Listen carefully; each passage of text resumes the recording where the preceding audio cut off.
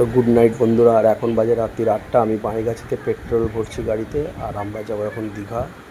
তো নাইটে দীঘার গাড়ি চালাবো, অল নাইট গাড়ি চালাবো। কখন পৌঁছাই তোমাদের পুরো ভিডিওটা দেখো, আর কীভাবে কী চালাবে, কী রুলস ফলো করতে হবে নাইটে গাড়ি চালাতে গেলে, মোটামুটি কীভাবে চালাবে পুরোটাই এই ভিডিওর মাধ্যমে আমরা তুলে ধরবো। তো তোমরা পুরো ভিডিওটা স্কিপ না করে দেখো। তো দেখুন আমাদের তেল ভরা হয়ে গেছে গাড়িতে। এবার আমি এখান থেকে ছেড়ে গাড়িটা নিয়ে চলে যাবো। তো দেখো রাস্তায় প্রচণ্ড বৃষ্টি হচ্ছে, আজকে মারাত্মক হারে বৃষ্টি হচ্ছে। আর আমরা এখান থেকে গিয়ে সোজা বোম্বে রোডে ধাক্কা মারবো। আর বৃষ্টির দিনে গাড়ি খুব বুঝে সুঝে চালাবে, অতি অবশ্যই নিজের দূরত্বটা বজায় রাখবে, নইলে পারে যে কোনো সময় একটা বিপদ ঘটে যেতে পারে ব্রেক মারার সময়। আর বৃষ্টিতে সবসময় শ্যাটেল ব্রেক মারবে না, খুব সুন্দরভাবে ব্রেক করবে।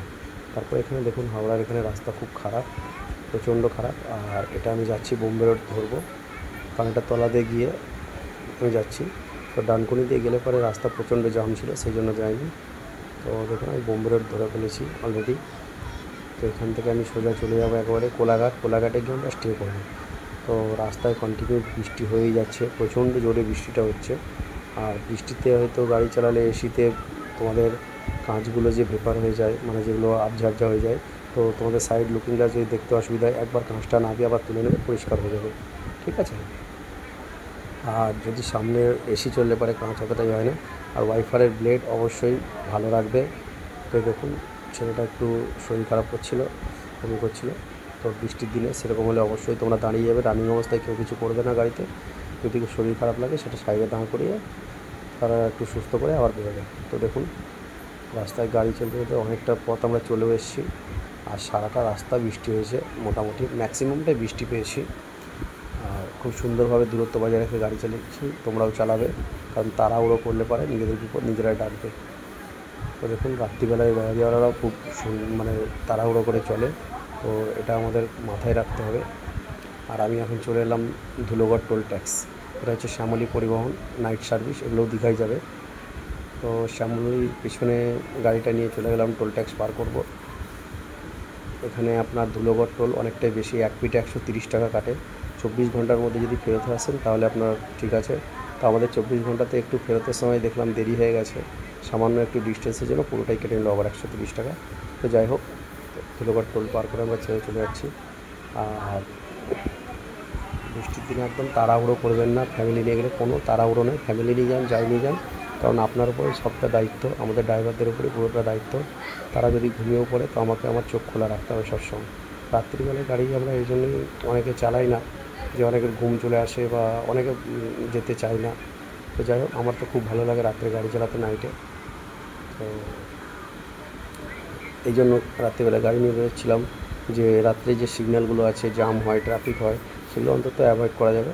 তাই জন্য রাত্রে গাড়িগুলো দেখবেন দূরপাল্লা বাসগুলো কিন্তু রাত্রেই বেশিরভাগ ছাড়ে, কারণ রাত্রে এই জন্যই ছাড়ে যাতে রাস্তায় না ট্রাফিকে পড়তে হয়। তো দেখুন মোটামুটি আমরা কোলাঘাট ঢুকে যাব অবস্থা, ঠিক আছে। অনেকটা রাস্তা পেরিয়ে ফেলেছি, প্রচণ্ড অন্ধকার দুদিকে, গাড়ির লাইটে রাত্রিবেলায় সবসময় মাথায় রাখতে হবে যে বন্ধুরা, এই জন্য তাড়াহুড়া বৃষ্টির সময় তো একদমই নয়, যে আপনার যতটুকু লাইট ততটুকুই কিন্তু আপনি দেখতে পাবেন, তার বেশি কিন্তু আপনি দেখতে পাবেন না, ঠিক আছে। তো আমাদের সবসময় মাথায় রাখতে হবে যে এটা দিন নয় রাত, আর রাত্রে নিজের চোখটাই সবসময় খোলা রাখতে হবে, ঠিক আছে। আর রাত্রে অনেকে ঘুম পায় তো ঘুমিয়ে পড়তেই পারে। যদি কোনো ভাই রাত্রে বেরোমন হয়, সারাদিন অবশ্যই ঘুমোবে, তাহলে রাত্রে ঘুমটা পাবে না। তো দেখুন গাড়ি মোটামুটি 80তে চলছে, সবসময় 80তে রাখার চেষ্টা করবে। এখন তো অনেক জায়গায় ক্যামেরা বসে গেছে, সেখানে কেস দিয়ে দেয়। তো যাই হোক, আমরা কোলাঘাট পার করে ফেলেছি।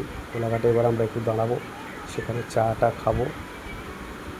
হচ্ছে ডান দিকে শেরি পাঞ্জাব ছিল, শেরি পাঞ্জাবে আমরা ফেরার সময় সে দাঁড়ায় অনেক সময়, কিন্তু এবারে দাঁড়ানো হয়নি, কারণ আমরা অলরেডি খেয়ে বেরিয়েছিলাম। তো এই যে একদম কোলাঘাটে চলে এলাম, এবার কোলাঘাটে গিয়ে আমরা একটু চাটা খাবো, চাটা খেয়ে আবার এখান থেকে রওনা দেবো। তো বন্ধুরা দেখুন আমার চা মোটামুটি খাওয়া হয়ে গেছে কোলাঘাটে। আর এই হচ্ছে কোলাঘাটের চা খেয়ে এবার আমরা বেরিয়ে পড়বো। রাস্তাটা তোমাদের দেখাবো এখন। দেখুন রাস্তা, দাদারা চা থেকে ডাকলো, তো চলে এলাম, আর দেখিয়ে ডাকে। তো তোমার যেখানে ভালো লাগবে তোমরা অবশ্যই যাবে। আর চাটা খেয়ে আমরা আবার বেরিয়ে যাব। তো তার আগে তোমাদের রাস্তা দেখুন, হাই রোড, এটা হচ্ছে বোম্বে রোড, সোজা আপনারা বোম্বে, পুরী, সাউথের জায়গাগুলো সবটাই এই রাস্তা দিয়ে যেতে পারবেন চেন্নাই পর্যন্ত, ঠিক আছে। তো যাই হোক, মোটামুটি এই দেখুন আমরা বাঁ দিকে ঘুরবো কোলাঘাট থেকে, সোজা গেলে একদম পুরী, খড়গপুর, মেদিনীপুর, রাঁচি সবটাই যাওয়া যাবে। সব যেরকম যাবে তোমরা গাড়ি নিয়ে সেরকম যাবে। তো দেখুন আমরা বাঁ দিকে ঘুরে গেলাম। এটা হচ্ছে হলদিয়া তমলুক। দেখুন গাড়ির লাইট অনুযায়ী আমাদের চলতে হবে, যতটুকু লাইট ততটুকুই আমরা দেখে চলবো। আর খুব সাবধানে গাড়ি চালাবে বন্ধুরা। বারবার একটা কথা বলছি, রাত্রে গাড়ি চালালে খুবই সাবধানে, একদম চোখ, কান, নাক সব খুলে গাড়ি চালাবে, কারণ একটু এদিক ওদিক হলে পারে যে কোনো সময় একটা বড় বিপদ হয়ে যেতে পারে। আর এটা হচ্ছে মেছেরা পার করে যে টোল ট্যাক্সটা, তোমরা জানো সবাই, এই টোল ট্যাক্সটা আমরা পার করবো। আর এখানে 115 টাকা টোল নেয়, 10 টাকা না 15 টাকা 1 ফিটে। তো এখানে আমরা ফেরার সময় মোটামুটি পেয়ে গেছিলাম, যে রিটার্নের এটা পেয়ে গেছিলাম, সেখানে আমরা অর্ধেক কাটা হয়েছিলাম। আর এই টোল ট্যাক্সে অনেক সময় গাড়িও ধরে। এবার আমরা আবার টোল ট্যাক্স পার করে চলে যাব একদম। এটা হচ্ছে NH 117